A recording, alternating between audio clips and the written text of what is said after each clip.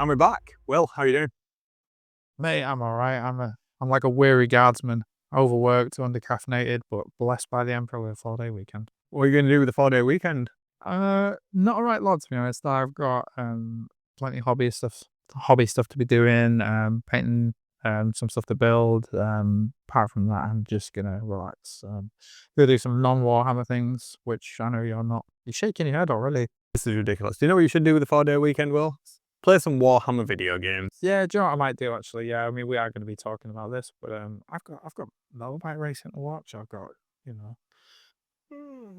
Yeah. But, you know, it's bank holiday over in the UK on Monday, isn't it? But I put the Friday off just because I needed a break. But yeah. What about you? How are you doing?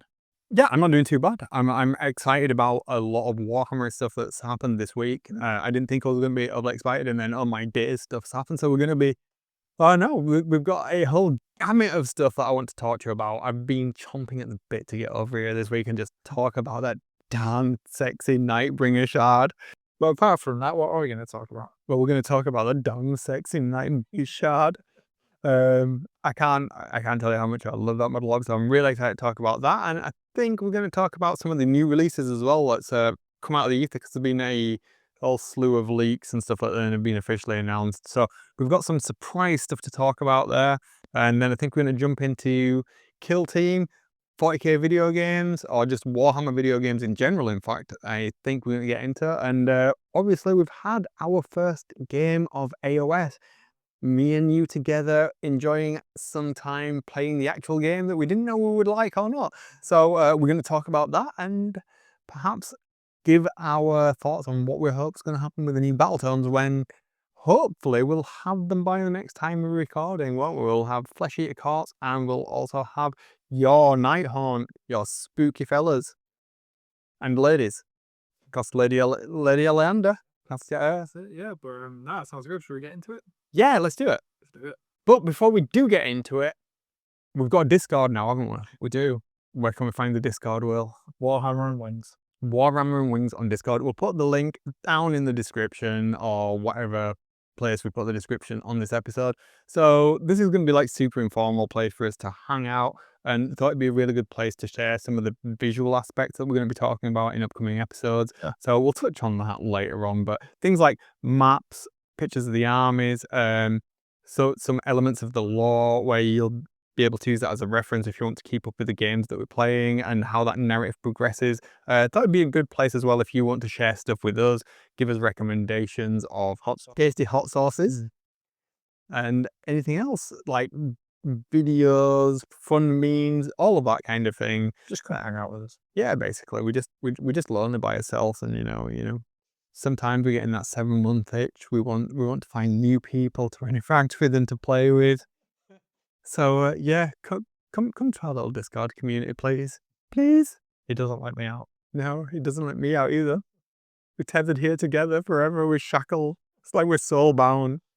No way, that is a Warhammer thing, isn't it? Soul bound. It's an RPG that we haven't played yet. And boom. Anyway, yeah, right.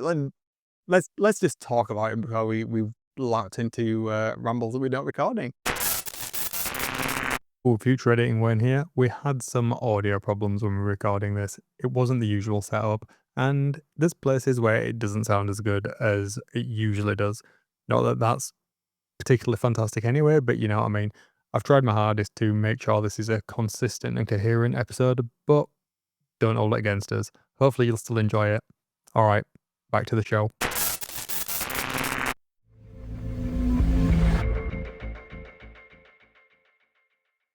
Video games. Warhammer video games. There's been a lot happening this week. What's going on?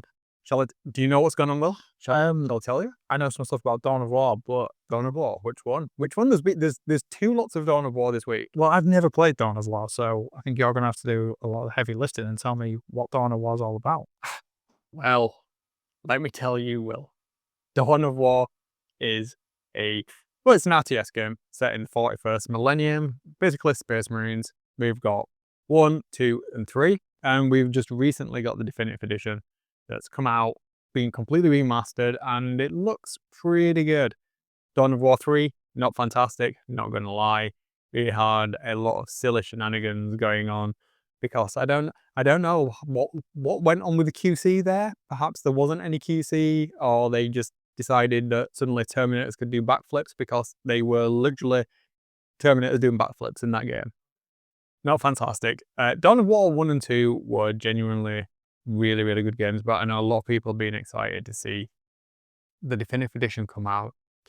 And well, yeah, if you've not played it, now's probably a really good time to kind of jump on with that trilogy of games. It's been brought bang up to date. We obviously have that iconic scream in there of whatever the character's called.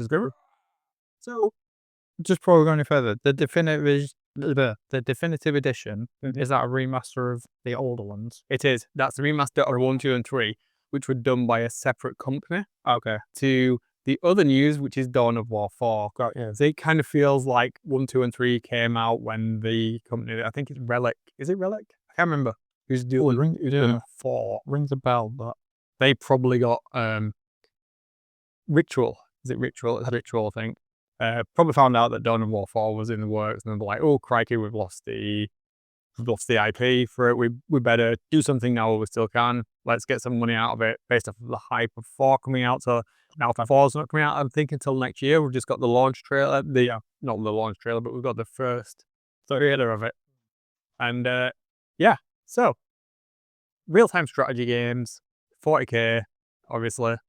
Real-time, not turn-based, so a little bit of a disparity there. But I have to say, Dawn of War 4 does look good, but for me, RTSs are stressful, like hugely stressful. yeah, I've never really played them in any format. You know, one of my really good mates, he's really into them, and he's played Dawn of War before, and he's always spoke very highly of it. But it's just not a format of game I've ever really played.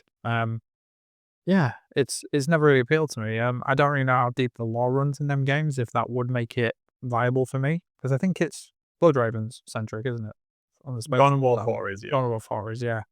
But yeah, I don't know if that would be enough to get me into it, really. Plus, I'm not a PC gamer, as a rule. Yeah, that's gonna be fun. I'm an Xbox guy. It'd be nice. I can imagine this working pretty well on like an iPad or something. Okay. I think a few years ago, Command and Conquer got re-released on iPads with microtransactions because everything has microtransactions now. It's the way of the world. And the interface worked pretty well, if I remember, and then it got taken off the App Store, did it, for some reason? I was disappointed. I used to play it a lot when I was traveling with work, and it was gone. But yeah, I think playing something like Dawn of War 4 on a pad might be difficult. Fun. I thought I read that they were putting it on PlayStation as well. It wouldn't surprise me. You can always plug a mouse and keyboard in, can't you? That's true. Yeah. I thought I read. I mean, I might not have, but I'll be honest. I've seen things online about it, but because it's not really my street. I've not really delved too deeply into it, to be honest. But yeah, you seem pretty excited for it. I'm excited for it because I don't think I'm going to play it, to be honest. Like literally, the trailer did make me feel stressful. Yeah.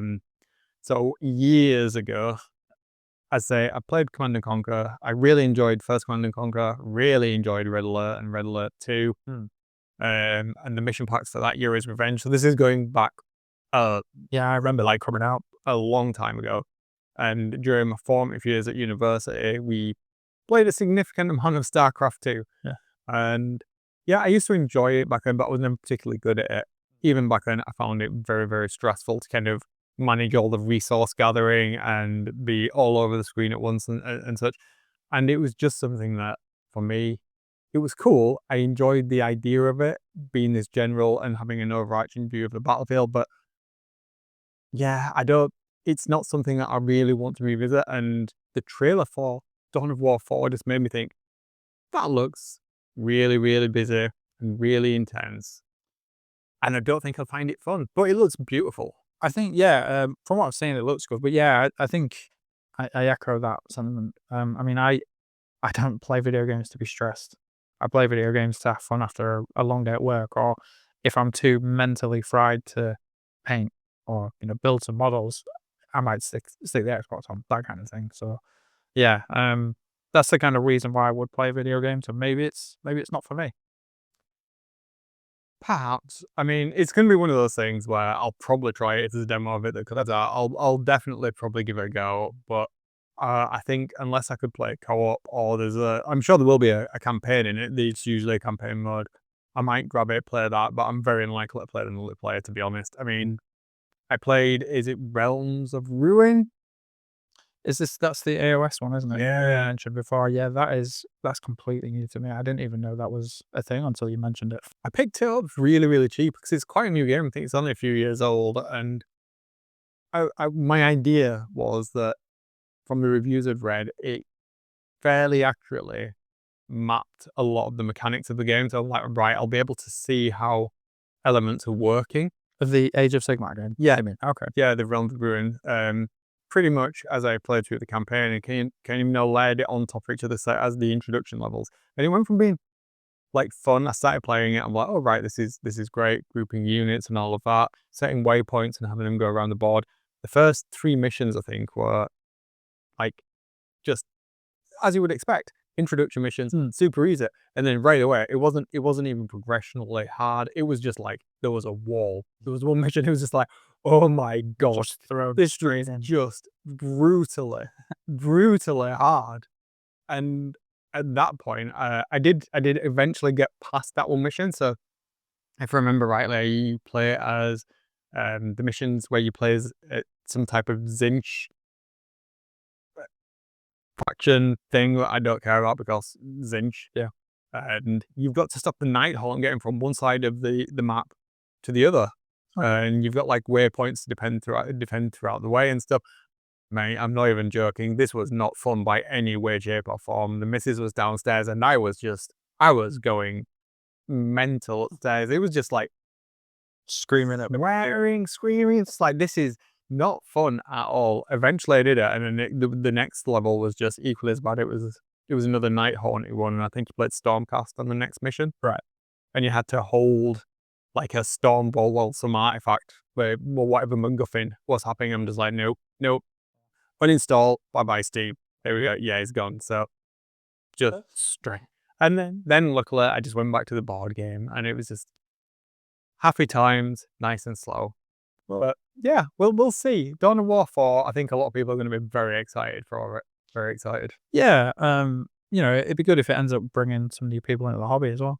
That's always a plus. You can't discount that. But yeah, I mean, I'm undecided. If for whatever reason it comes to Xbox and if it goes on the Game Pass, which I very much doubt, I might give it a go. But yeah, I mean, I'm quite happy playing the games that the 40k games and that I can play at the moment. On the Xbox that I have bought. So totally. Yeah. No, that's it. But there's been some more news as well, hasn't there? But that reason that's it. Yeah. So I mean, this is more of a rumor. Okay. But apparently it's a thing. I know we said we weren't going to talk too much about leaks and stuff. So this is just a rumor. I don't think there's been a specific leak, but it's been heavily into that at a couple of the shows and such. And some of the bigger YouTube channels have been talking about it.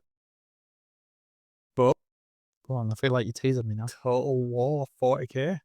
Oh, really? Oh, yeah. Oh, no, I've not heard about this. Yeah, so, yeah, I can't remember. There's definitely at least 2 of the big channels where this has appeared. Okay. And I've seen a few things online, and I've also been told by a couple of people that this is very, very likely to be announced in the next couple of weeks. Oh, right, okay. Oh, this was news to me. Yeah, so this does interest me Yeah. way more. I've never played a Total War game ever. That'd be revived. Regardless of whether it's Warhammer or not. I've never played one. But I think I really could get behind it. Yeah, I think I could be. Interesting. No, it's the first time hearing about this, but yeah, that sounds pretty cool. I know. Well, let us know what you guys think. Have you heard anything that we've not? I'm guessing by the time this goes out, we'll have had that reveal. So it might be revealed at that point. Yeah, I'm pretty certain. Are we getting a big reveal next week or the week after? Some things. Is this the one that's in LA? Might be. Yeah. That's not Adepticon, is it? I don't know. It's not Adepticon already, surely not. No, what am I thinking? I don't know. It's been a long guy. Nova? Maybe? Oh, we just had Nova. I don't know. I'll have to check. Yeah, don't react my word. But I've seen there's been stuff on Warcom and things that we're going to get a reveal of the next couple of weeks. Okay. Interesting. It is, yeah. Video games, 40k, Warhammer. I'm not sure where I stand on it. I pretty much, I love the lore. I think that's fairly evident, but I don't know if I want to spend my gaming time playing a video game of the board game. Yeah. I think I'd rather just hang out with you and do it in person. Yeah, I think we'll keep the elements separate, but I mean, it kind of leads us nicely into the next bit. I mean, Space Marine 1, Space Marine 2. Space Marine 2 is doing well, and Very well. yeah, and we've got the remaster of remake of the original, haven't we? We have, yeah. But yeah, I mean, I've got a few thoughts on this. Go for it. Yeah. Um, Space Marine 2's come out. It's been relatively successful, hasn't it? From what I can gather. Been very successful. Yeah, it's Titus is back. Picking up where we left off in the first game. I haven't actually finished it yet, the campaign, but I think I'm pretty close to the end from what I've heard. But yeah, Whereabouts are you? I don't want to say in case I'm not, and then something gets ruined. I won't say anything, but if you tell me where you are, I definitely know I'm not gonna. I promise I won't spoil it. I don't trust you. We'll talk off the mic about it. But no, I think I am enjoying it. Don't get me wrong, but I think it's missing something that Space Marine 1 had.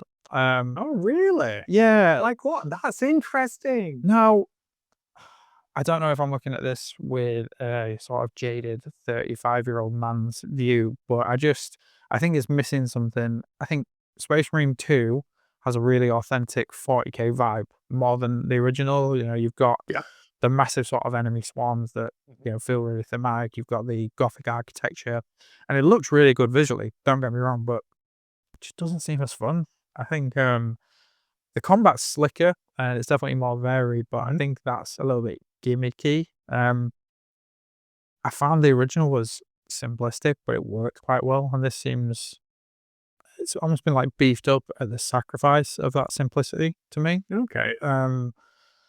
Yeah, I think the original one, it offered a tight, focused arc on the story, where I find the sequel opts for more of a functional, not profound option.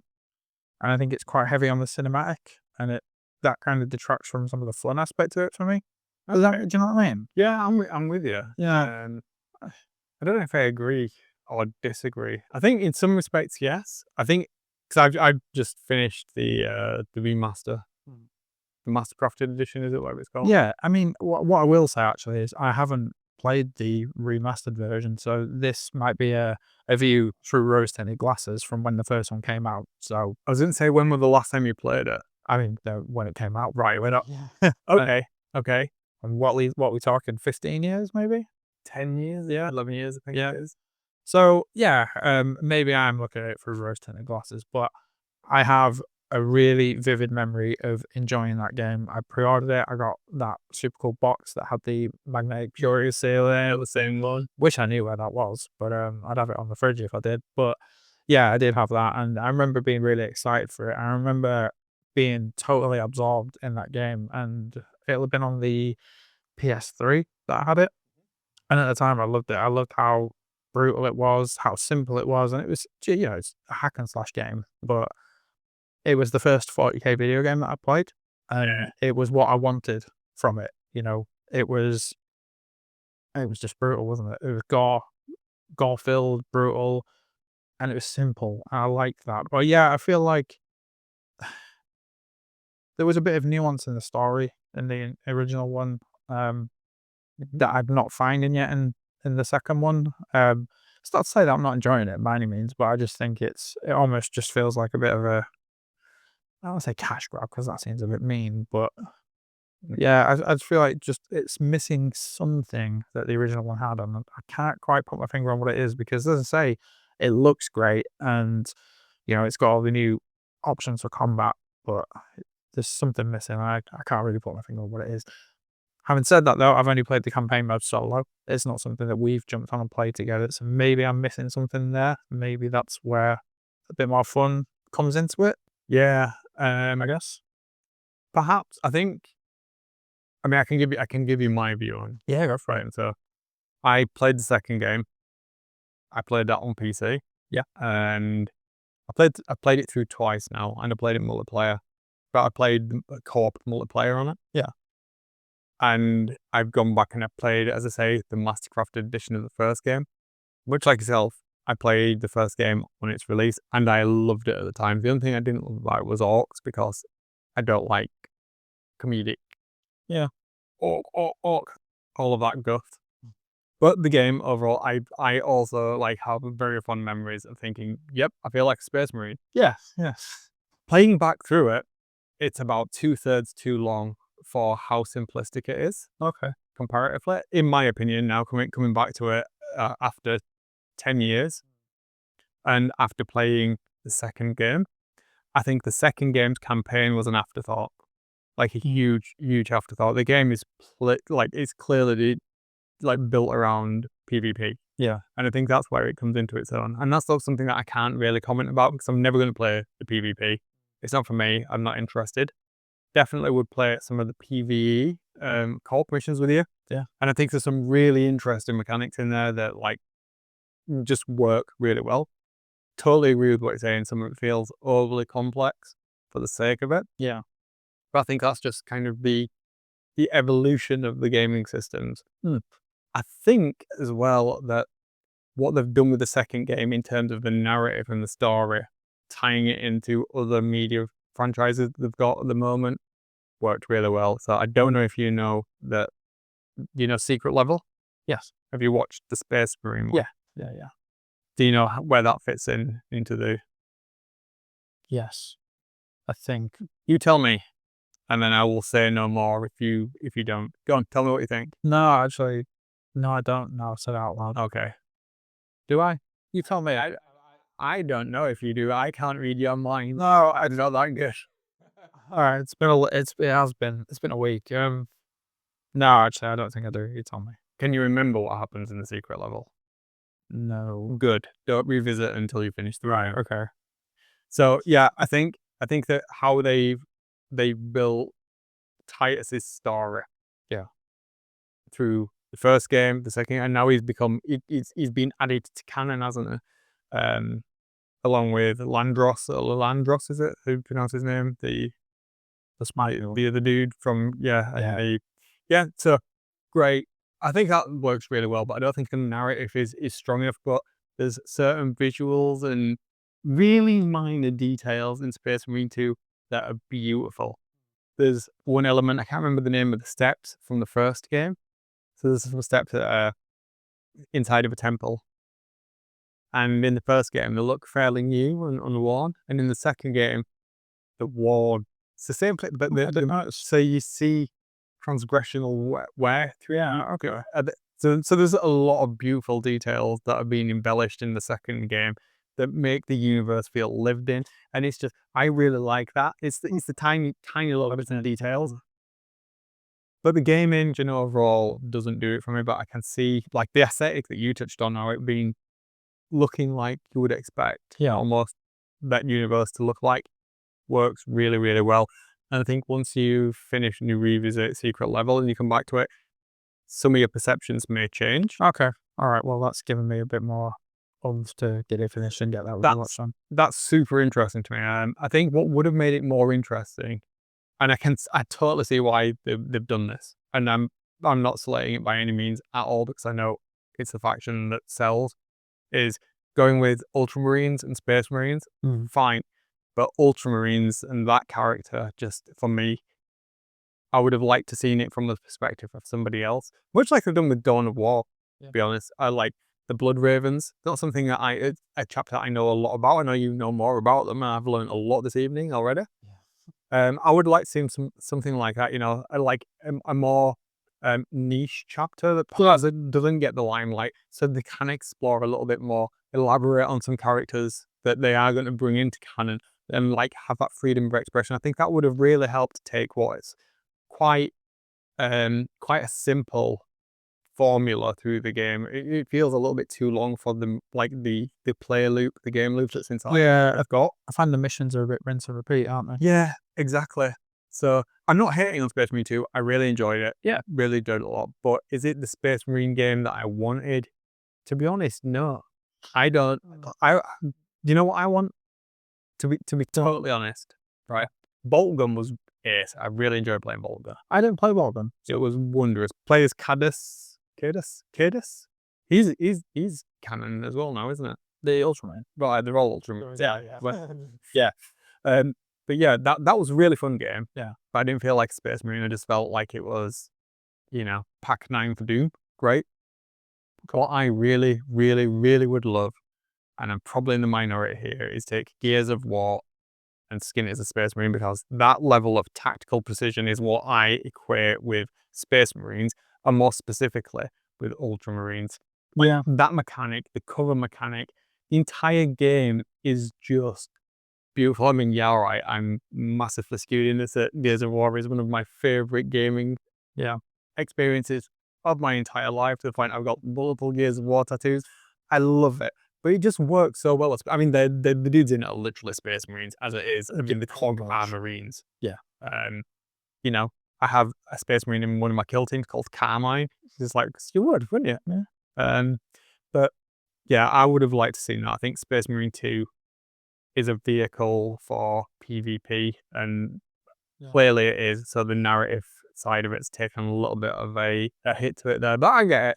It's super popular. It's nice that they're releasing so much content for it and updating it. Yeah, and it's nice to see it getting a lot of love online. But yeah, maybe we do need to have a bash on it together. Yeah. Maybe that might change his opinions on it a little bit. Yeah, but the third one's been confirmed as well now, isn't it? They announced so yeah, oh yeah. I think I'm not an avid video gamer, to be honest, so I'm always a little bit behind the times and stuff like this. But no, I didn't realize that. But it's a good sign. It's a good sign for 40k in general if we've got potentially 3 new releases coming out. Oh yeah. Yeah. I mean, we're not going to see the third game, I don't think, until 2027.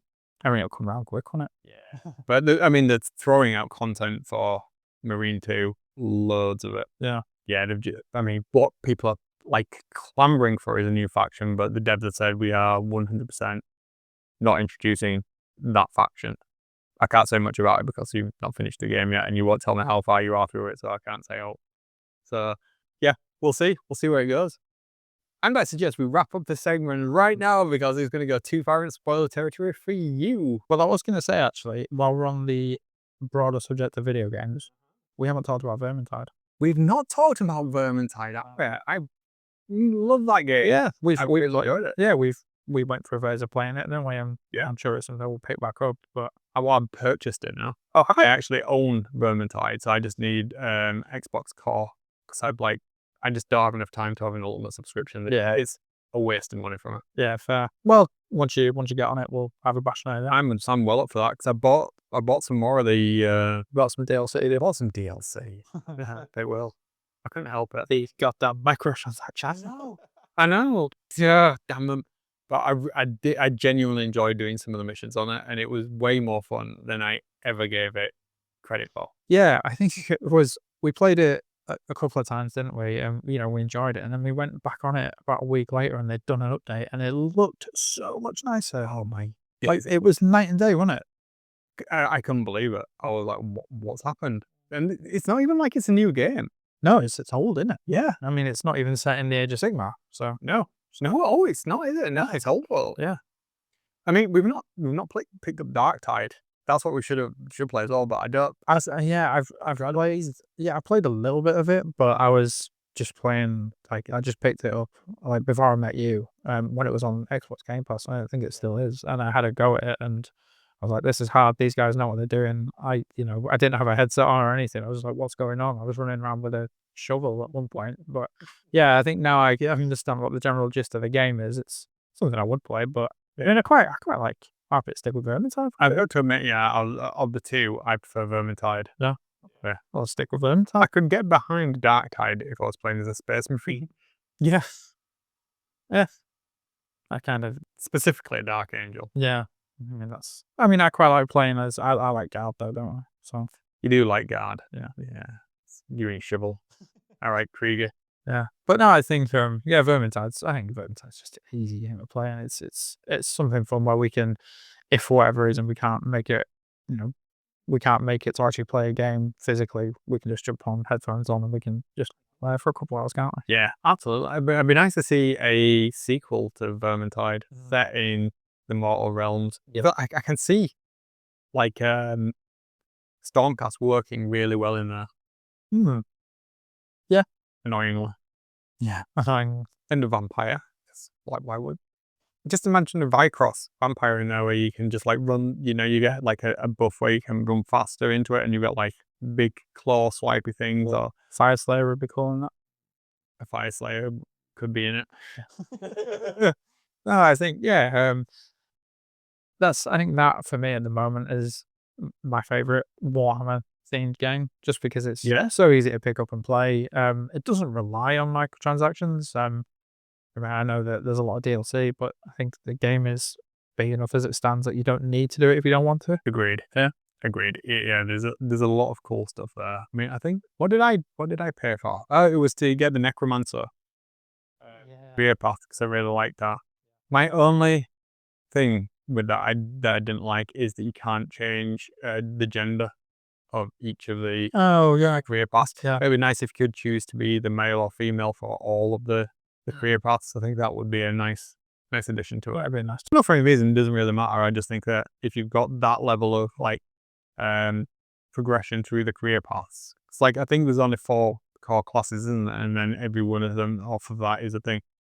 And that'd be just nice so that you could have the aesthetic that you wanted. Yeah. And then it kind of gives you more impetus to buy some of the DLC, perhaps, because you've got a bit more utility if you can use it on your character and you can have them look totally different for like each gender, or you have a different like character builder, like how you do it, something like Mass Effect, and perhaps not that mental, but or like Baldur's Gate or something. yeah, Where you can shoot up to your race and your gender and all that stuff. Yeah, I think that would be cool. Yeah, I hadn't even thought about putting the race in there. That'd be really, really cool. Although that said, it makes some of the career paths redundant, wouldn't it? Because you wouldn't have a Fire Slayer.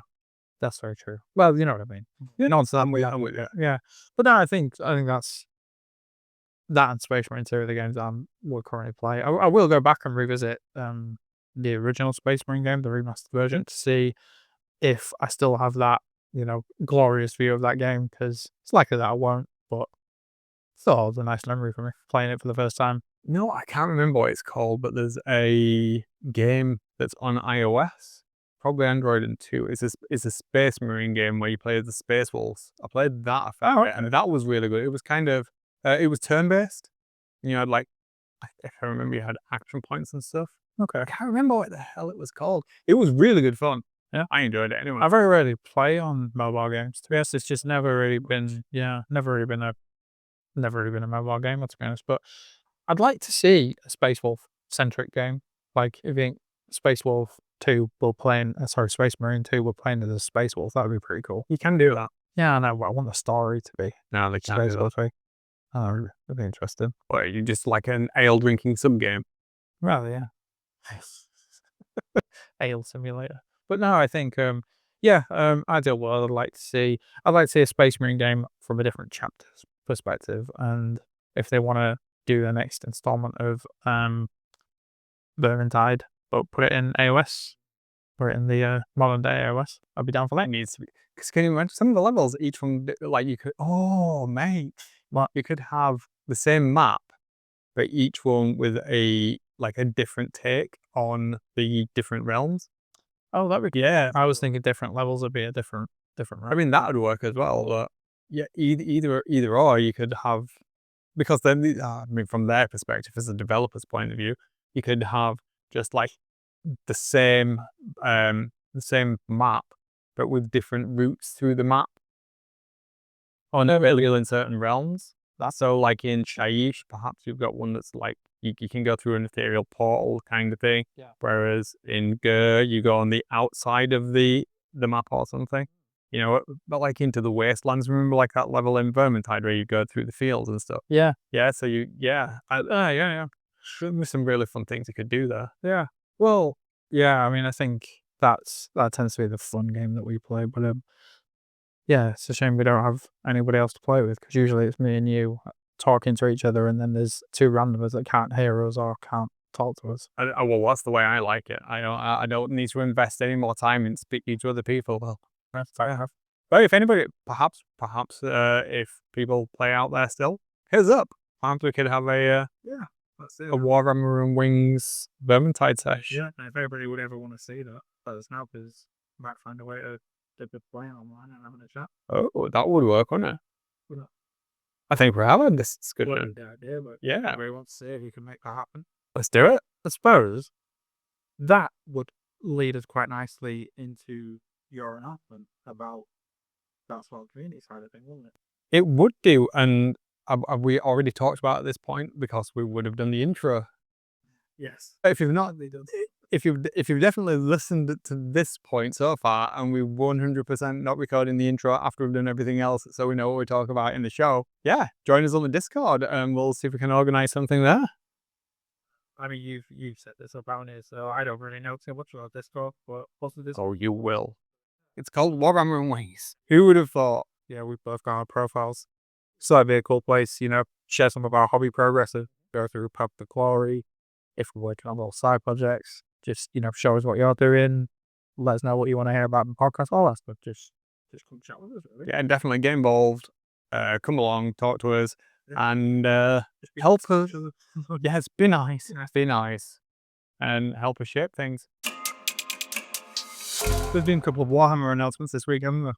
There has indeed. Response to leaks, and I've got to admit, I'm excited. I'm glad this has been shown now, because I am here for this bad boy of a model.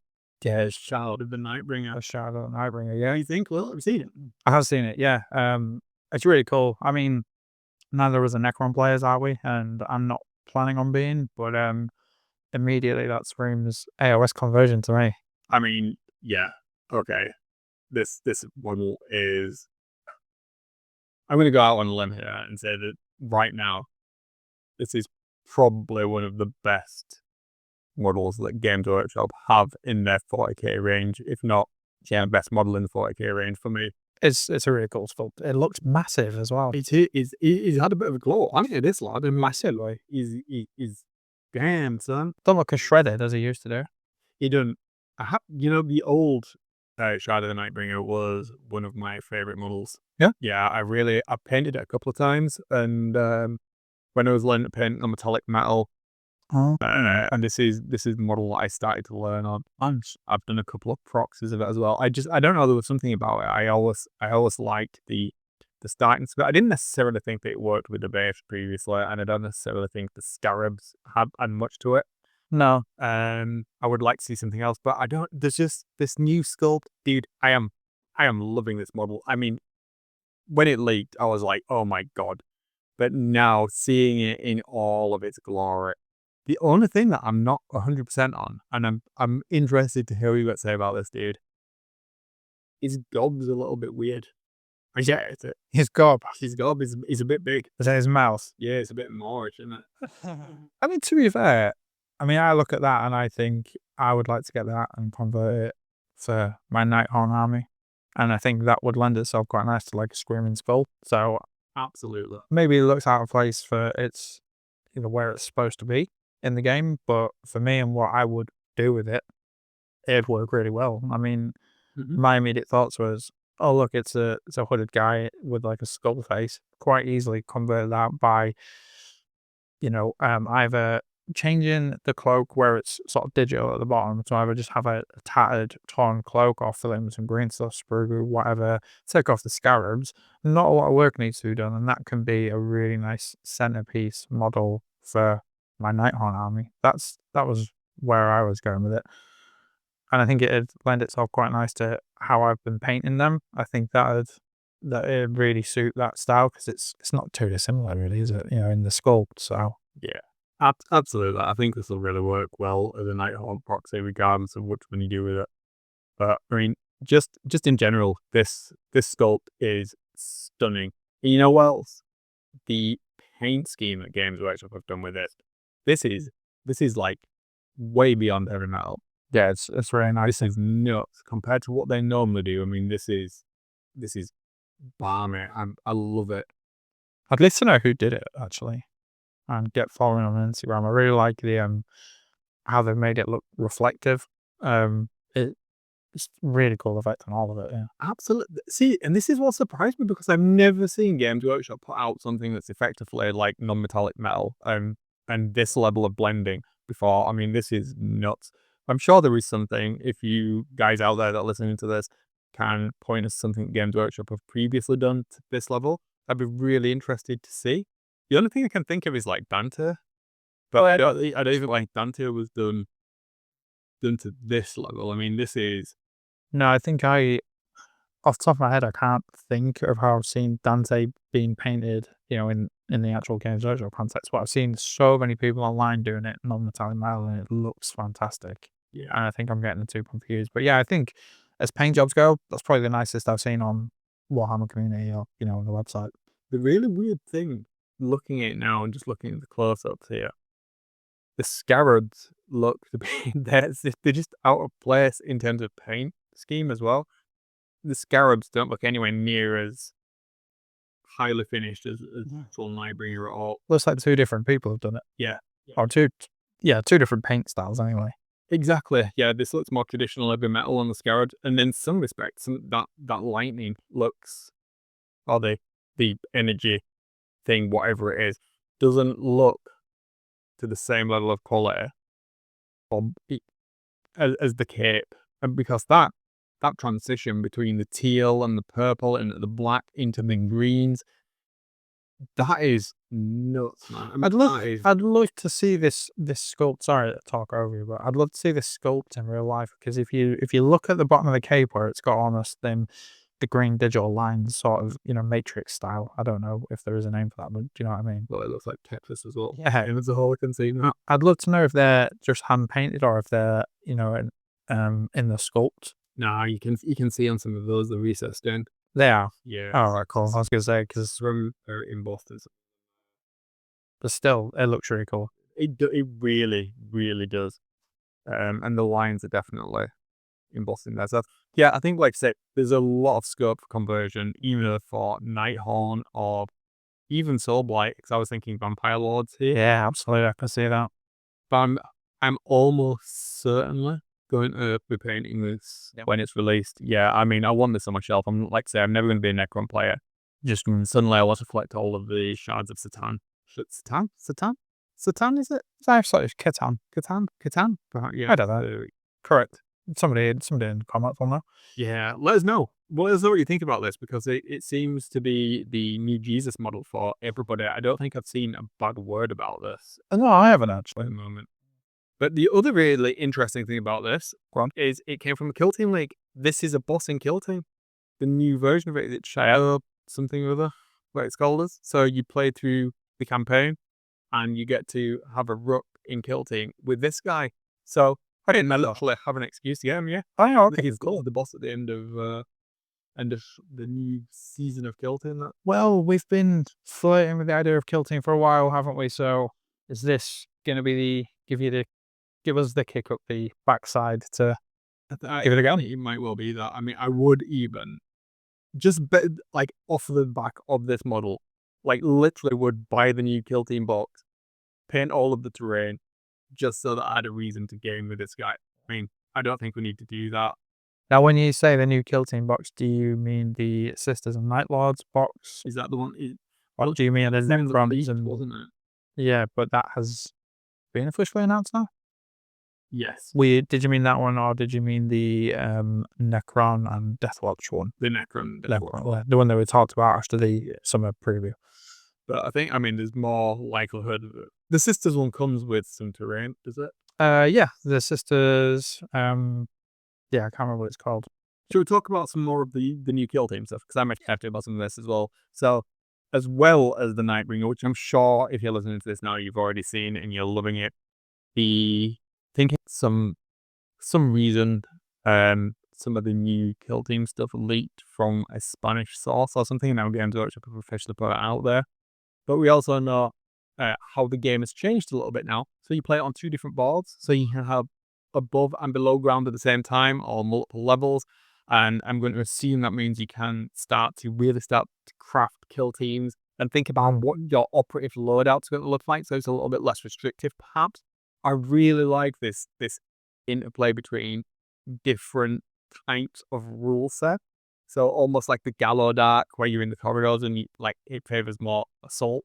arenas of that kind of thing, close combat, but you've got the ability to weld doors shut and like smash through the walls and stuff.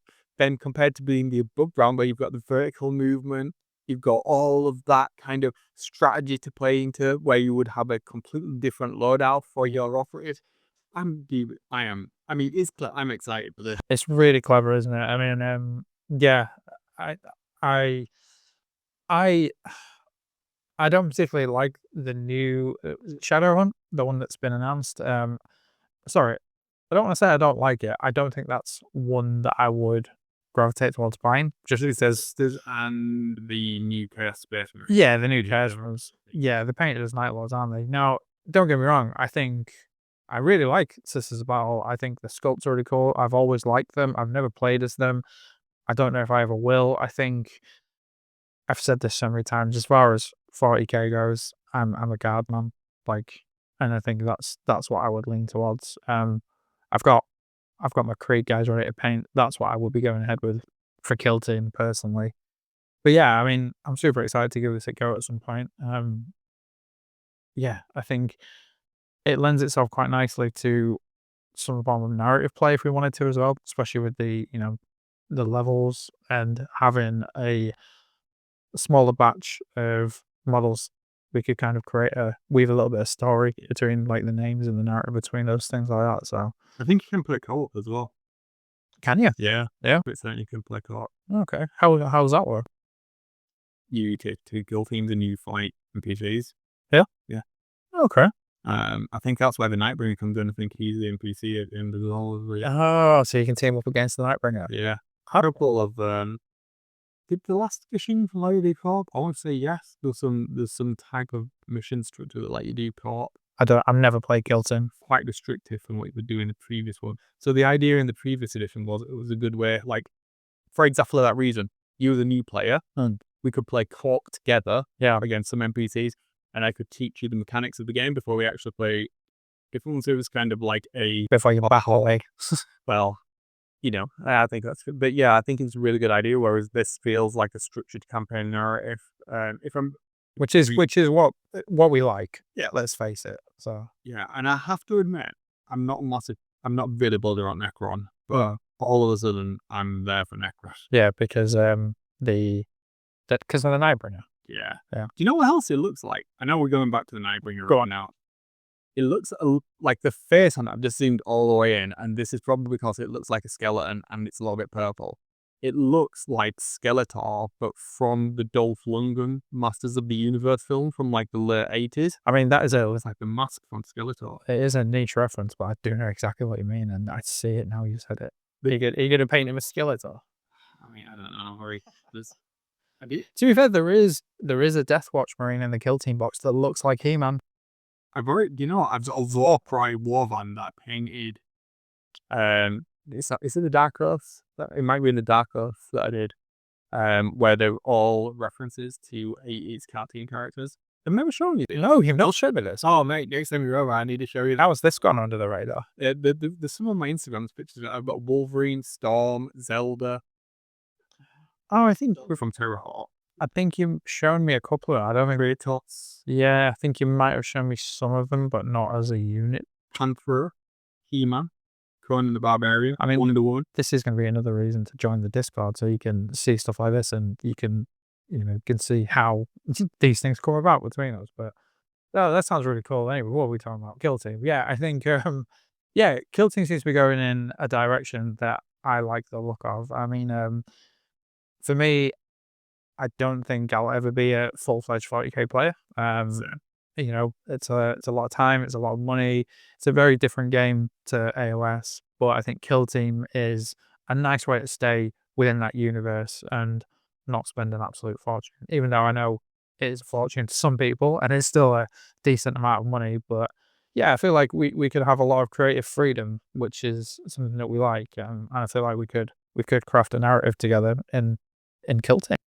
Yeah, absolutely. Everything you just said is bang on the money there. And I can't tell you how excited I am about this split board situation. Yeah. This has got me. It's got my storytelling juices flowing. You know what? I would really like to see this mechanic brought back into Warcry. I really, really, really, really hope they do a new edition of Warcry, dude. Because that and Kill Team and Age of Sigmar, I'm pissed. We're playing a lot of games, and possibly also now Battle for Middle Earth, and I'm not entirely sure either of our partners are going to be happy with the amount of time we're going to have to invest in IOSDMA. But did you? I didn't think you were going to mention Middle Earth strategy battle game there, but this was a conversation we had just while we were eating those chicken wings today, where basically I was digging through my pile of shame and found 2 of the battle hosts and a couple of old metal minis. I think I might paint them up as a passion project and then give the game a go just so we can chat about it on the podcast more than anything, because we're both big Tolkien fans, but you're not massively interested in the painting and modeling side of things. specifically for Lord of the Rings. Yeah, specifically for that. And I get it. That could be a different conversation for a later time. It might make for a cool episode. If anybody wants to hear about it, let us know. But yeah, it's something we've been just sort of casually chatting about. But yeah, Kill Team though, it does look cool. It looks like it's going in a really interesting direction. Yeah, it really does, and hopefully we'll see this concept waterfall down into some of the other gaming systems, because I think there's so much potential here, and I think it's great they're doing something different. Yeah, and don't forget, if we did want to create our own sort of custom battle boards, I did buy that terrain box that is still in the box that we could use for something like that. Yeah, I'm quite happy to offer that up as something to do this. We can do that. I mean, I bought it for us to play with, let's face it. So wait and see what happens with this. We can always look to do something like that, couldn't we? that's a fair point. And we've got one more box to look forward to in the Kill Team anyway. So because this one leaked, this is like the end box. Oh, So we've got the first one, which is Tomb World. yeah. So Shadow Hunt, which is the last one. Yeah. We haven't got the middle one because that hasn't leaked. Oh, okay, yeah. Announced officially. So perhaps that's what will happen in this random announcement that's going to happen in the next couple of weeks as well. We'll see that. So we'll have like an entire season announced up front, and we'll see what they come out with in terms of when that's going to come out. I'm going to assume that we'll get the launch box that'll have the terrain in, and they'll do it in the same way that'll be a little bit less or a bit of add-on terrain. Yeah. But we'll see, depending on what price this is going to come out. I reckon Tomb World's going to weigh in about 130 quid, which is a significant investment for me right now. Yeah, I do it. So but I would get the Death Watch in there anyway. So I don't know. Yeah, I mean, it's always something we can look at splitting in half. Potentially, yeah. It's just we could.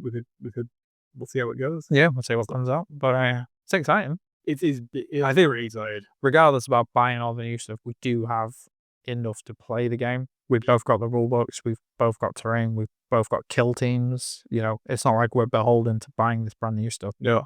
I know how much we want to, and it's nice to have new boxes of plastic. Don't get me wrong, that's what we all love, but we don't particularly need it at this point.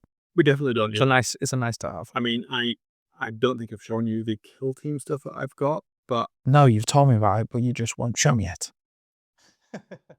you need to come around and see. So we could still do this. I mean, once the rules of this come out anyway, you don't necessarily need the specific terrain. I have a fully painted Gallo Dark set already done, and I've got Battlefield from Terrorists. I've got a full, which is the one I bought, because I bought one that you didn't have for that very reason. I can't remember, but it's not. So yeah. So we have more than enough terrain. We do. And we could always, once we've got the rules and we know what it looks like to fight this Satan, yeah, whatever, whatever, the Nightbringer. Yeah. Then we can always proxy that out with something that fits the armies that we're playing as. Absolutely. I mean, so off the top of your head, if I said, Wayne, you have to pick a kill team now, what would it be? Dark Angels or Death Watch? Probably Death Watch. Yeah. Yeah, Death Watch. 100% honest, there's a very slim chance that I would ever play anything other than Space Marines. Yeah? Yes. I'd have to work that in thematically because I really want to play Guard. I mean, those two things can coexist at the same time. Yeah, true. Well, we can play co-op for Legend. It's great that, like, we so long as you don't have anything like randomly cheesiness in there and wanting to play it co-op against something, because I can't ever see like, I mean, I know there's been instances of Space Marines and Orcs or Guard and Orc occasionally working together. I don't want to do that. I mean, it's not like you're gonna get Space Marines and Drakari or whatever they're called these days. Oh, they're called Drakari. Yeah, coach. Yeah. No, I think we play complement. We would be looking at playing complementary forces anyway, so that'd work with the co-op. You know, another one that'd work. I mean, neither of us have any interest in either of them. Talons of the Emperor. It's Talons of the Emperor. Custodes and Sisters. Oh yeah. Well, when you take Custodes, the only way to really play a game is if you take my team of Sisters as well with them, because otherwise you can't really get the objective goal that you need. I mean, we touched on this in the last episode, didn't we? The only time I would play Custodes is if they brought out something new specifically for the old thing. Nah. I do have I've got Spears of the Emperor, or whatever they're called, Talons of the Emperor. I'm painted for another friend that's left them. Oh, these ones you did the marble bases? Yeah. They were really cool. The only problem is I don't like any of the Custodes models. No, I like it's another one of them where I really like them in the lore, but I just don't like the models. Yeah, I think they need a refresh, and maybe that's what would get me into them. But if we were right, it's very highly likely that we're not, with what we said on the last episode about Grey Knights and Custodes. I would go Grey Knights over Custodes any day. I would definitely go Custodes over it. Oh, well, yeah.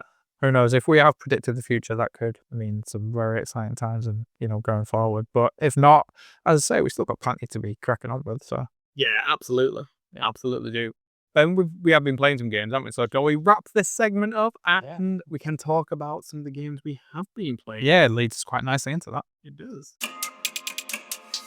Succulent vitality! Into the hot wings and hot takes. Yeah. Well, we have just had some tasty hot wings. We have. Again.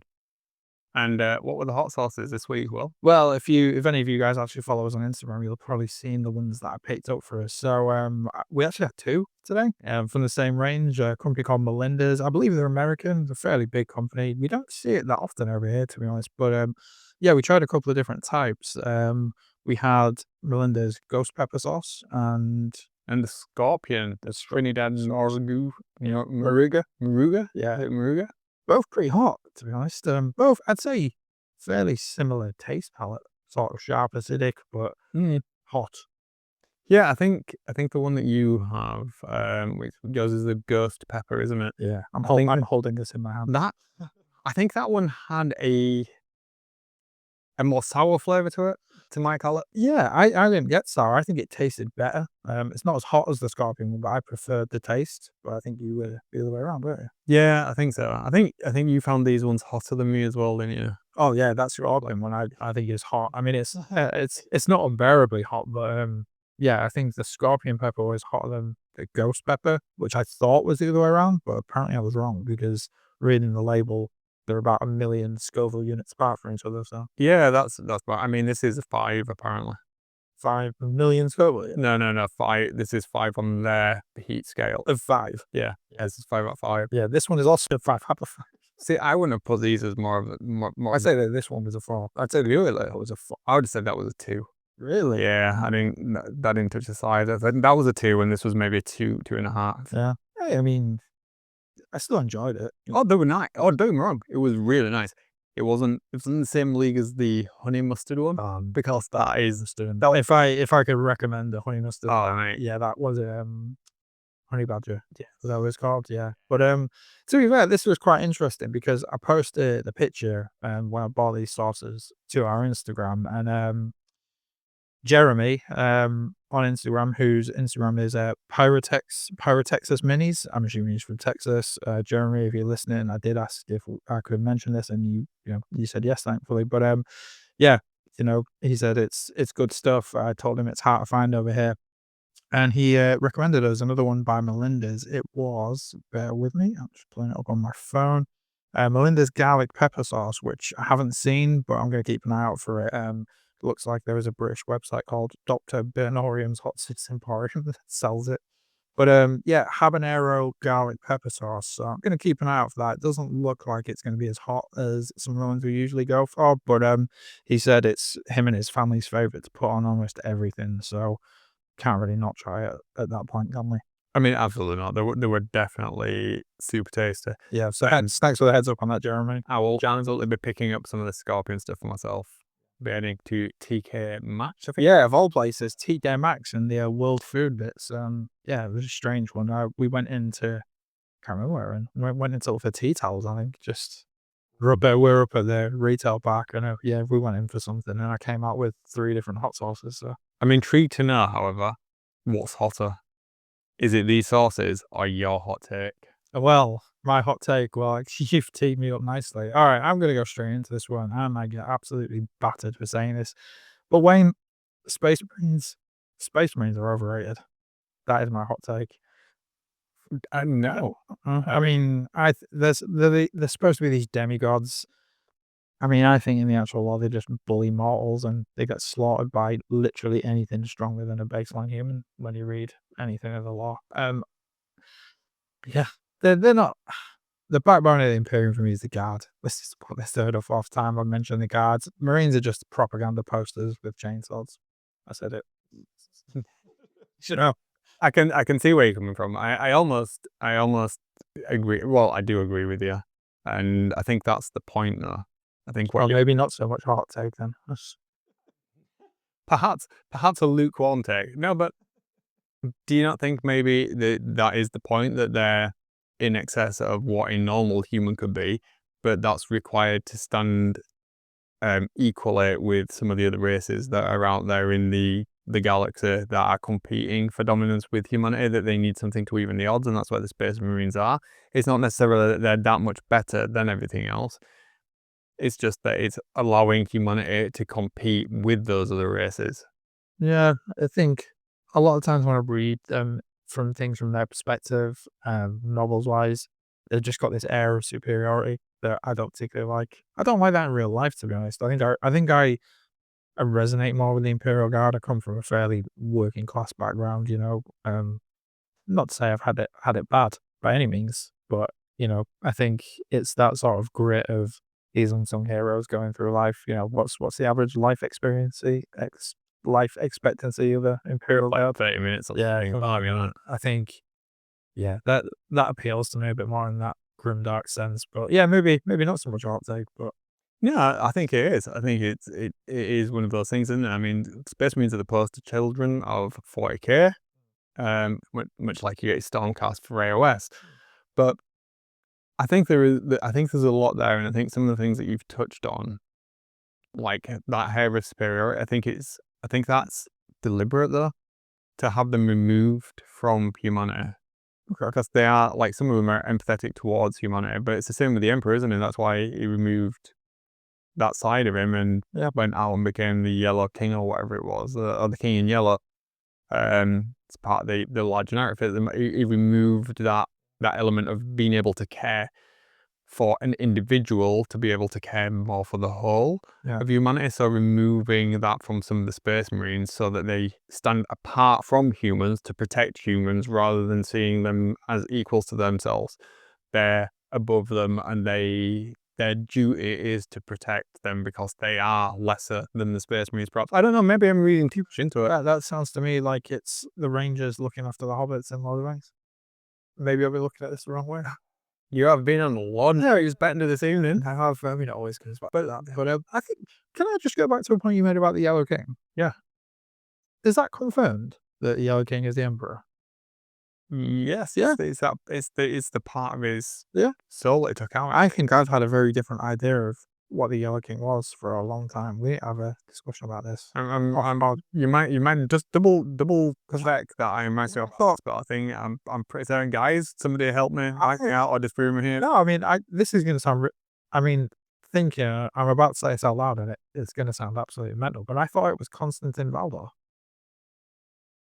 Have I just made this up? No, I think that's who everybody assumed it was. Oh, I'm sure there's been a lore update in the past 12 months. That'd be. I mean, you guys know. I mean, 40k is. I'm pretty behind the times in 40k, and it sounds like I'm showing it. So yeah, that's all right. It was just a passing thought. because this bit was totally unscripted, as you can probably. I mean, none of it is scripted to be honest, guys. I mean, that's from any of it, but we're doing some real time research here. I'm literally looking this up on Louisiana at the moment. Here at Warhammer and Shakespeare. Is it? It is the King in Yellow, isn't it? Yeah. Not the Lovecraft one. You know what? Sorry, I did not mean to put you on the spot. I'm sure this is a thing. If it's not a thing, I mean, I could be wrong. Next episode, the King in Yellow. The King in Yellow, also known as Constantine Valdor, is a central figure in Warhammer. Maybe it's not. Maybe I've. Oh, okay. Where did I make this up? I'm sure I've not made this up. Anyway, sorry, I'm leaving dead air there while you're looking, but no, this will be an interesting discussion, but yeah, well, it said something about Constantine Valdor, didn't it? So. But anyway, we can talk about this afterwards. Yeah, let's. There has been definitely some law somewhere I've ingested through osmosis, but this is the point. Well, yeah, we can have a look and we'll do a bit of research and no doubt will spark another conversation. But anyway, enough about my hot take. Did you have one this week? I don't think I do this week. I think I've been fairly chill in the Warhammer. Yeah, I mean, you went in hard on Grand Cathay last week, so I mean, I still hate them. that's fine. I have no interest in them at all. I mean, I I suppose I do have one hot take. Yeah. That so you know, this comes back to something we talked about earlier. You know, the new kill team thing, and we've got these raptor things. There is a model in that people seem to like, and it's the one that's kind of like doing this, the jumpy off of the rocky thing, and it's half mutated. That is an atrocious sculpt. I don't know who sculpted it, but it's very possibly Stevie Wonder, because it is ridiculous, awful sculpt. Yeah, I'm with you there. And just off of the back of that, I also really don't like Night Lords. I just don't like them. We had a run about Night Lords in the last episode. I know, but I still don't like them. Well, no, and sorry, I said it back. You had a run about. But it's nothing to do with my dislike of Night Lords. I just really don't like that new sculpt. I think it's really odd. But these raptors aren't specifically Night Lords, are they? No, they're not. They're not all. That's what I mean. It's just that sculpt. No. Well, I am noticing. It's the legs. It's the legs of these derpy arms. Yeah. It just looks all twisted and weird. I mean, I know it's supposed to look twisted and weird, but when you see stuff like that, It looks compared to the stuff they did before, the Cultists of the Abyss, was it, or whatever they were called, those look really cool. That just looks like Derp Fest 2025. It looks like something you see at Working Men's Club. You look at that, and then you look. Sorry. Oh, It's like, yes, after 3. all right. Let's not talk Whiskey and 10 pints of Stella. Let's not talk ourselves in a hole. We're both from West Yorkshire. We've seen some sites. When you look at stuff like that that's come out now compared to the Nightbringer, there is a clear difference. I mean, it makes you wonder when that kit was sculpted, like the difference in skill. And I'm not dissing the sculptor that did that at all. Here's a question then. Is this some sort of dead stock that they have that they've just put into this kill team box to get shot with it, do you think? Do you know what? I don't know. I didn't think of that until we just said it, so.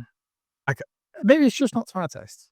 It's definitely not to our taste. But I think a lot of the stuff that's appearing in Kill Team at the moment, there's too much emphasis being put on jump packs and stuff, and I wonder if that's because they want to get those into 40k. Yeah.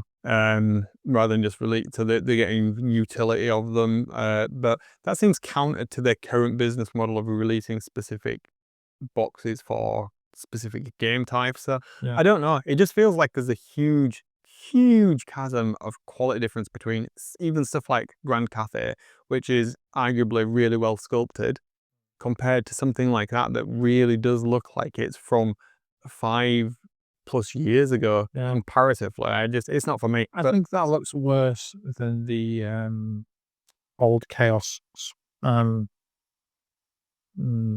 retated ones. What are they called? Then the old iteration of that. The Possessed. Were they called Possessed?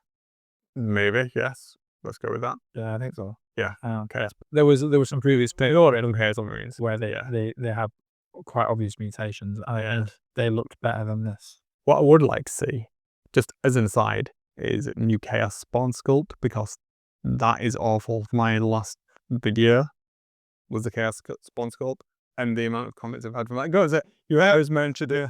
I mentioned this last time. You did. I know, and I realized as soon as I said it, and that you getting a react me for it. It's a valid point. I watched that video earlier actually while I was working, and yeah, it does look like an old sculpt.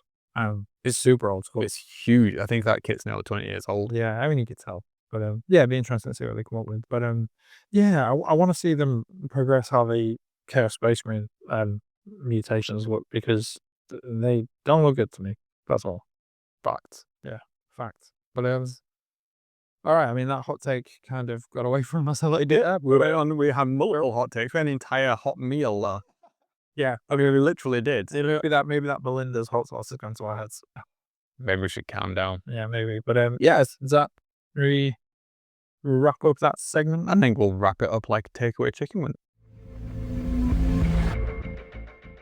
Let's talk about our first game of Age of Sigmar. First game of Age of Sigmar, indeed. Yeah. And it went better than the thought. It did. Yeah, well, I mean, tell me your thoughts, mate. How did you think it went? Pretty well. How did you think it went? That wasn't very good grammar, was it? Well, I don't know. You doing it up? How do you think? How do you think it went? I think it went. Yeah, it went very well, dog. Yeah, Jenkins. I think we muddled through fairly well, to be honest. Through. I think, yeah, I think we got through it a lot easier than I anticipated. If I can get my words out. I think playing Spearhead repeatedly has got the sort of core of the game in our heads and the general sequence. And, there's obviously some additional bits to keep track of, but all in all, it felt familiar. Yeah. Is that fair to say? Yeah, totally. And this is, I think you're right in what you're saying. Playing Spearhead's kind of given us the understanding. I think this is what's really been nice about 4th edition. Having that modular rule set and having Spearhead as a separate game, but with the same core mechanics, and then supplementing the core mechanics and just swapping a couple of things out with the modules to play full fat AOS has been genuinely enlightening. I think this was one of the best gaming experiences I've had. I mean, I genuinely enjoyed the day, and we got through all of the turns. We didn't bottle anything out. We worked through the kind of problems and the queries we had. Yeah. I think for the most part, we played it fairly correctly. I think so. Yeah. Yeah. I think we basically set aside an entire day for it, didn't we? Yeah. I mean, yeah. I think what you said. I can't agree more. We set aside an entire day for this, basically, didn't we? I mean, we did around your place, coffee up beforehand, started playing. We had a break in the middle. Ironically, we were talking about this episode of the podcast and what we were going to talk about, weren't we? We sat in the garden because it was a nice day. And, we had the prospect of a curry to look forward to that you'd made. And yeah, it was just a nice day. We'd set aside, we had a long week at work. We set aside a day at the weekend and we just cracked on, I was excited because it was my first time ever playing with Nighthaunt. Never played them with Spearhead. Managed to get them all painted up, to, I think, probably the highest standard that I've ever done. And that made me feel good about it. I had, we only played 500 points each. Let's not get ahead of ourselves here, but we painted faction terrain that we had as well. So it looked good on the table because you've got a really cool setup with your lights and how you've got your gaming space set up, and that made things a lot easier. It was just a good day. I mean, I had a lot of fun. It seems like you did as well. The time absolutely flew by, and yeah, I was kind of proud of us that we managed to get through it without.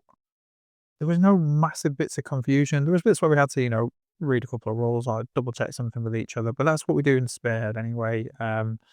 We didn't get massively stuck, and I thought we might, and I thought it'd be a lot more bookkeeping than it was. It seemed to flow quite well, and overall, I'm just excited to play more and to get more familiar with it. I think I'm probably going to look at my list for the next game. I didn't really like how the Thorns of the Briar Queen played. I don't think they justified the points cost. But then on the flip side, the Headsman's Curse unit was really beefy, so I think I'm definitely going to lean into them. But yeah, I think it was a good start. This was a test run before we start Path to Glory, really, wasn't it? So. Absolutely, yeah. And I think it's probably worth saying that's why we played a low points value game in the first instance. So we had planned on it being as going through all the preamble in the first instance to make sure we had all of the paths to glory stuff set up, and we did that to some extent. But the battle terms and out for both of us at the moment either. So, but yeah, the next game we play will definitely have my Soul Blight and your Nighthorn books with us. So we'll be in a good position then to properly get into the path to glory side of things. Yeah. So we just kind of treat this as almost like a match play game, I suppose. And there's an orphan play, whatever it's called. Yeah. Just to kind of give us a proper understanding of the rules. And I think to did get through it, like you said, there were very few occasions where we didn't get it. We was just clarifying wording and making sure we were both happy with Yeah. what that meant. I think, yeah, there was a couple of instances where there was something that was hard to decipher rules-wise. It wasn't a tricky rule, it was just worded in a really strange way. I think it was more things like that than, the general mechanic of the game itself. Yeah, I agree with it. And you know what? My takeaway is, and it sounds a little bit dumb now with hindsight, but I genuinely had fun playing the game. Fun. And I think that's something that when you listen to other people talking, so there's loads of other podcasts out there and YouTube channels and stuff.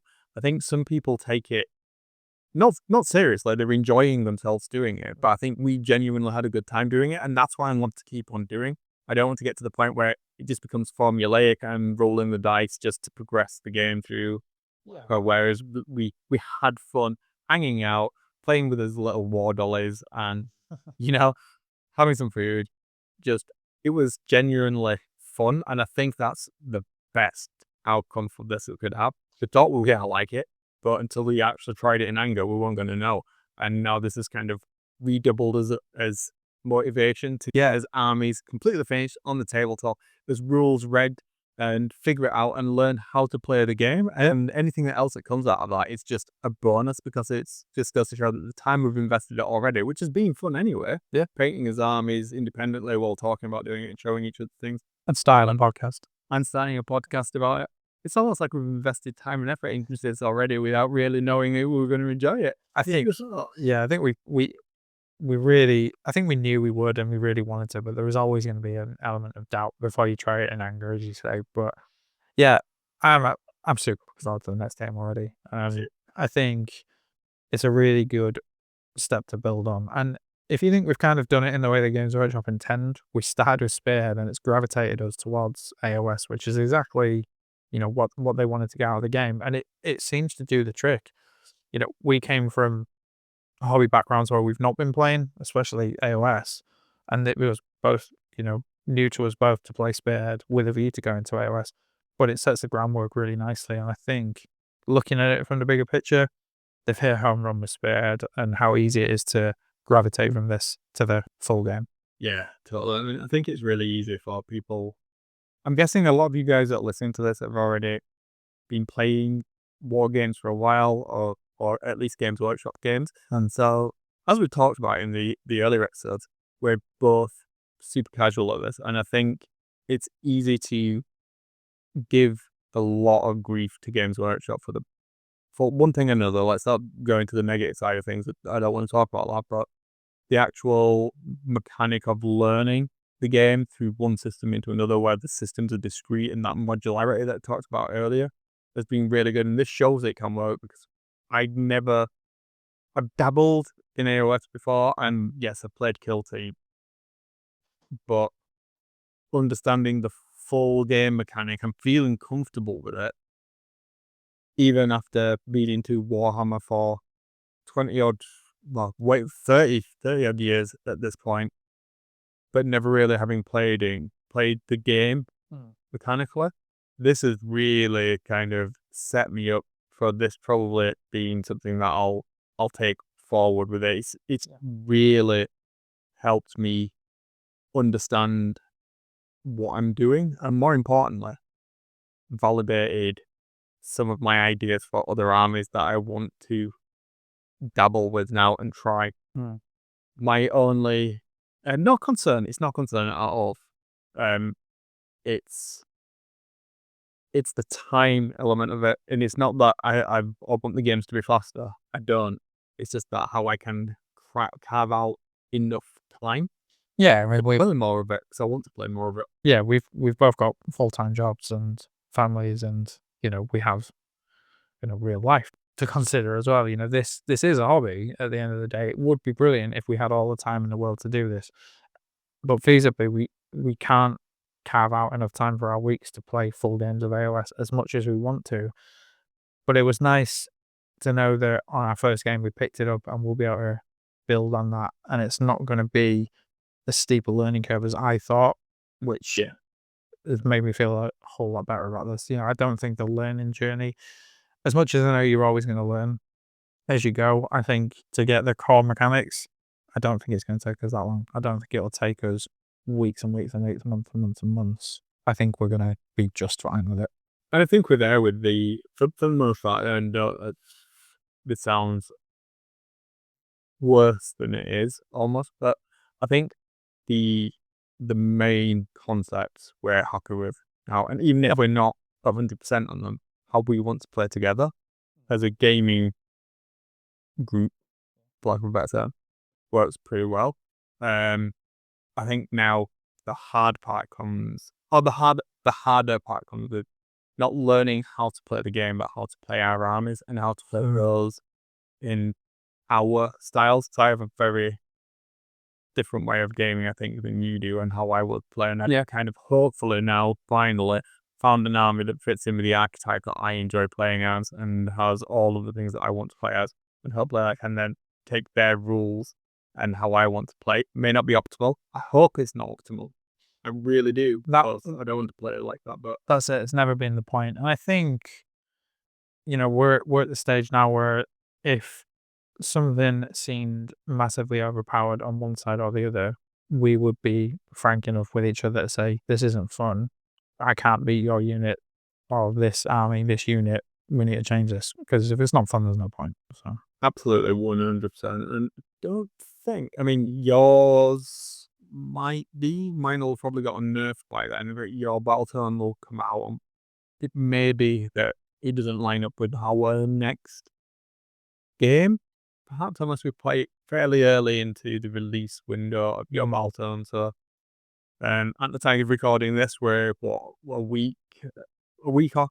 So it came out for pre-order last Saturday. Yeah, it's a week off. Wasn't physically getting it. It's a week off of physically getting it. So unless I'm guessing it won't get nerfed out of the gate, because they've already been, perceptively toned down a little bit, I think, of the Night Hunter. Yeah, I mean, to be honest, I don't particularly mind that, because I don't really have a reference point. Exactly. I've had one game with them, so I've not had enough time to get used to a lot of the quirks. That was my first ever game with Nighthaunt. I haven't even played Spearhead with them, so I don't have any form of reference. So I probably started it at the right time, to be honest. I think we're going to learn as we go. We'll discover the nuances of our armies as we go and just get familiar with it. Yeah, I know there's been a lot of chatter online because there's been some stuff leaked from the new Nighthaunt Battletown. I haven't looked at it, to be honest. I made a conscious decision to not look at it. Because what's the point? I mean, as I say, yeah, I'll wait for the book. I don't have a reference point anyway, so there seems to be a lot of doom and gloom around it. But again, that's not why we play this game. I chose Nighthaunt because I thought they looked cool. I think I touched on it in a previous episode. Basically, had a little holiday. Me and my missus had a trip down to Wales. Picked up a book by a local author about some ghosts, ghost stories of Wales. And it was a dreary day. It was raining. Yeah, shocker, in the UK in summer it was raining. But it kind of made me think, like, where I was in the valleys of Snowdonia, and it looked quite bleak, and I was reading this stuff about ghosts. I thought I can make something out of this. So that's where it came from. So that's why I picked this army. It wasn't because of the previous rules that are about to be nerfed or changed or whatever they turn out to be. We just don't know yet. That's not why I picked them. So I don't think that's why you picked Soulboy either. Oh no, absolutely not. No, I picked Soul White because I was painting to Curse City box, and then I was like, oh, I've got an army. Yeah. Woo! So then I had an army for 2 days after I finished it, and then they nuked it. No, I'm salty about that. I'm not, but yeah, I do genuinely like vampires, so it's when I be looking for an army in AOS to really kind of I won't make the obvious point because we use it so many times to sink my teeth into. The first one I had was Mankin Nurgle. Yeah. And the reason that I got into those was it was an early book in 3rd edition, just as I was trying to learn to play it until I full Games Workshop. But it took me so long to paint that army, that it was 4th edition, and in particular enjoy playing in that environment with those people I was playing with. It was a little bit too gaming, but I didn't also like the army. Turns out I don't hate it by any means, but I don't think it lends itself to how you like to play. yeah, and the aesthetic of it. Even though I enjoy painting them, some of my best work. I mean, some of the best work that I've seen, to be honest. And I'm not just saying that because my mates have a look over on Wayne's Instagram or whatever, they're up there, and yeah, they have absolutely cracking pages on them. I can see why you took your time over them and why it went from 3rd to 4th, but yeah, it was a bit of a mission. Yeah, from what very welcome, mate. But yeah, from what I've read about the rules and some of the stats and how they work, it doesn't lend itself to how you play this game. One of the mechanics I really liked. I liked the disease mechanic, and I liked the dial thing. I can't remember what it's called. Yeah. That was really cool. But yeah, it didn't work for me. And Stormcast, all right, fair enough. I painted some that I liked, but still, there was, to cut it all short, there wasn't any army other than vampires, and it wasn't until Cursor and I kind of started to appreciate that aesthetic of that sort of vampire. I really liked the flesh of your corpse. I painted those, but then the playstyle that time around didn't work. So yeah, I'm there for the vampires. I don't know if they're strong. Slayers of Darkness seem to be the ones that everybody's going on about again at the moment. And yeah, I am working on the Slayers of Darkness army at the moment, but I won't be taking a meta list or anything like that. It's just because I like some of the models. Delahard is one of my favourite models ever, so that's the entire reason I love the army. Yeah, I think we're going to start to see more about how we want to craft an army when we go along with Path to Glory, because we're writing a lot of our own lore, and we've been getting really excited and having some really cool conversations. We're both going in fairly different directions, but with a lot of common themes. So being excited to share that with you guys as well. I think we're going to get a lot out of this, and it'd be really nice to share it with you. Absolutely, I'm excited to play again, and I really do want to start talking about the lore that we've put together. I think let us know what you think. Do you want to, like I said in the previous episode, I think we talked about this a little bit, didn't we? And saying like if you guys want to know more about it, and hopefully we will have heard some back from it. Yeah. So it's not technically on out yet, as it do. No, it'll go out on Monday as it stands. So yeah, let us know. We'd be interested if you would want to hear us talk about that. And if you don't want to hear us talk about it, but you want to know more about it, then check out the Discord out. We're in Super Player on it. We're anyway, so we can pull along. We're doing things like really nerdy stuff.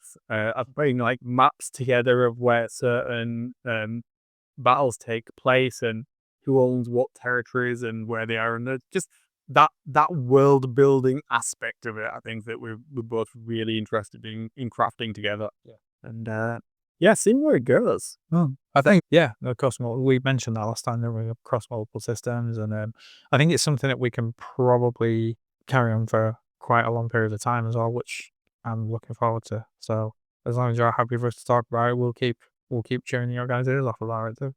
Absolutely.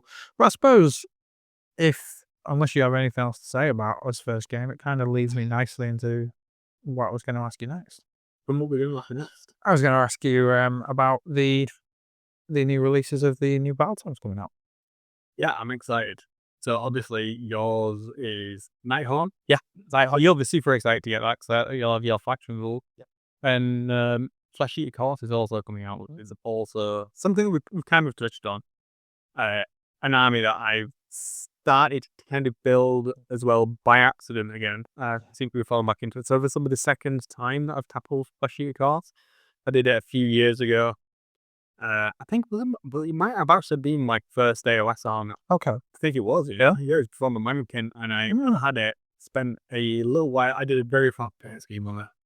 like a corpse cart with a wonky wheel. You've come full circle. That was awful. Well, yeah. And at the time, the M got a range refresh, and I think I ended up with a start collecting box through some way, shape, or form. I don't know how I ended up with it, but I ended up with that start collecting box, and that was the one that started with. So yeah, the new models interest me a little bit more. They're moving away, I think, from the feral vampire kind of thing, more into yes, that's it, which is fine. I'm there for that. I don't dislike it at all.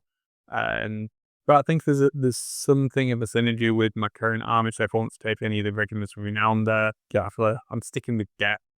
So, well, just death and metal and such things are all relevant to my interest. But yeah, I'm really excited to see what they're going to do with the mechanics there. So like previously, it didn't feel like there was much to them. They were just like a run and gun horde army. Yeah. To my understanding.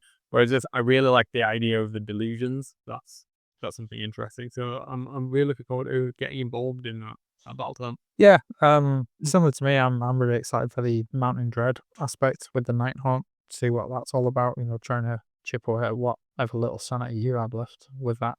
But They would say there's Mountain Dread there. The rules so much better. well, to be fair, I mean, you know, I kind of touched on that.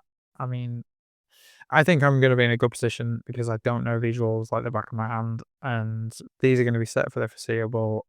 I'm not coming from a position of having to relearn anything, so this is how it is for me. So I'm quite happy with that. You know, I'm assuming there's not going to be a lot of changes or retcons to the law. I'm just looking forward to having a new cool book and getting my head around these guys. So yeah. I think you raised a good point there, and I think this is be interesting to see what you guys out there as well think about this. I think too much emphasis is put on about buffs and nerfs because it's all compared. I mean, for us, it doesn't matter. I know I don't think it matters. I won't. You know, I don't think your new book gives you any more chance of beating me or me beating you No. than I mean, if would it's like with the index rules. if you look at the first game that we played together, how close was that game? There was 1 point in it by the end. And to be fair, the only reason, like, this isn't a brag, the only reason I won was because you said, well, if you do this, I can't win. So we were kind of helping each other along with it. But up until that last turn, it was neck and neck, wasn't it? Oh my! You know, it was so swingy. It was like It was like playing Spearhead. I think it was even closer. I mean, even if that swinging, it could have been a party on an American military base in the 80s, and he's in a bowling ball. That's how much swinging was involved with backwards and forwards in that one, you know? Yeah. I mean, it was totally, it could have gone either way. And I don't think that is going to change at all with either buffs on us to either of our armies. It's a competitive thing, you know, and we're not there. We're not there for that sort of thing. So is that actually important? Because it feels like people playing competitive Warhammer are such a small minority. Most people aren't going to tournaments. I don't think most people are going to tournaments. We're either playing in a small club, Yeah. or I'm gonna paint a broad stroke with this comment that there's the majority of people are like us. They have one, maybe two friends that they play with, and that's it. And they play super casual. They have a limited amount of time. Yeah, we carry the only ones, right? But definitely not. Definitely not. And it's just, I think people take it too seriously sometimes with all the leagues and the stuff. That's not to say that it's wrong. It's not by any means. It's not for us. It's not for us. So let's not. Should we just not talk about buffs and nerfs all the time? We can talk about the changes, but let's not say a positive or negative. It's just changes. It's balances. It's to make the game. I would like to think it's balances, yeah. I mean, we'll talk at length once we get our hands on the books, don't get me wrong. But yeah, I think we're really excited for them. You know, I've picked an army that's getting some brand new rules and stuff at the right time, and that works for me. So I'm feeling really positive about it. We had a really good first game. I've got my book coming out. I've got a load of models. Things are going pretty good for me. Your model looking really good, by the way, dude. Thank you, mate. I appreciate that. I mean, well, join us on Discord. We'll start sharing some hobby progress and stuff like that. We'd like to do that. I think, I can't wait to start sharing some of these ideas that we've got about some of our lore. I mean, if you like us and you like the type of music that we do, and you like some of the themes and imagery that we do, I think you'll like this. But yeah, I think I might be able to leave that part there if you want to move on. Yeah, we'll put the link to the Discord in the description, in fact. Yes. We'll talk about that later. Yeah, we will. Well, I think we've talked at length this evening. I think we've done a lot, man. We've done a lot. We've been a lot. What else is there? What else is there to talk about? Is there anything? Is there nothing? I think that's about it. I think we're gonna have plenty to talk about in the upcoming episodes. I think we touched on a lot of stuff here, and it leads us nicely into some future episodes. But yeah, as always, thanks for listening, and come drop us a comment on Instagram, Facebook, leave us a comment on YouTube or Spotify. Where can they find us? Warhammer Wings, obviously, on everything, including our Discord. Don't forget about that. Do come and say hello and join us on there. We'll be as responsive as possible. Yeah. And thanks for listening. Thanks for everybody that's reached out to us, commented, let us know about hot sauces and all of that good stuff. And we'll see you in a couple of weeks. Yeah, see you in a couple of weeks. Have a good one. Bye.